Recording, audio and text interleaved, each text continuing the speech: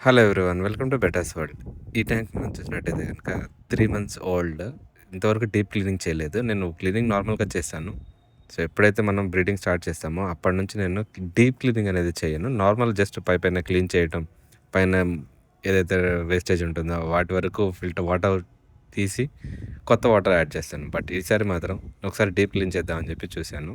ఎందుకంటే మన ఫ్రైస్ కాదు ఆల్మోస్ట్ బాటిలింగ్ సైజ్‌కొచ్చేసేసినియి. నేను చూస్తే గనక ఫిన్స్ గూడా కొంచెం డ్యామేజ్ అవుతున్నాయి. సో, నేను బాటిల్స్ రెడీ చేసుకోలేదు. సో, అందుకని కొంచెం లేట్ అయ్యింది. మనం చూసినట్టయితే గనక ఈ నాచు నేను కంపల్సరీగా ఉంచుతాను. అది షేడ్‌లోకెళ్ళిపోయి చక్కగా ఉంటాయి దాంట్లో. అందుకని దానికి డిస్టర్బ్ చెయ్యను. సో, ఇప్పుడేంటంటే దీని కింద ఉన్న మన బిట్ ఆఫ్ రైస్ ఏవైతే ఉన్నాయో అయన్నీ గూడా బాటిలింగ్ సైజ్‌కొచ్చినియి. Good size. దీన్ని నేను ఇండోర్‌లో ఉన్న మన బిగ్ ట్యాంక్ ఒకటుంది. 2 ఫీట్ ట్యాంక్. దాంట్లోకి మనం ఫ్రైస్‌ని మన బెటర్స్ అన్నిటిని కూడా దాంట్లోకి షిఫ్ట్ చేయాలి. నేను ఎందుకంటే చేయించింది దాని కింద బయట సన్‌లైట్ వస్తుంది. ఈవెన్ దో నాచు పట్టినా గానీ దానికి బావుంటుందనమాట.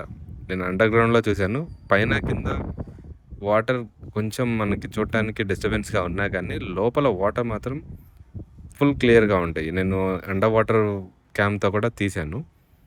సో, అందుకని చెప్పి నేను డిస్టర్బ్ చెయ్యను. సో, ఇప్పుడేంటంటే కంపల్సరీగా మనం బాటిలింగ్ చేయాలి కాబట్టి బెటా ఫిషెస్‌ని. లేకపోతే గనక అవి ఎట్లాగో ఫైట్ చేసుకుంటాయి. మీరు చూసినట్టయితే గనక ఫిన్స్ చాలా వాటికి డ్యామేజ్ అయినాయి. నేనేంటంటే బాటిల్స్ రెడీ అవ్వలేదు. వేరే వర్క్‌లో ఉండి కొంచెం స్ట్రెస్‌లో ఉండి చేయలేదు.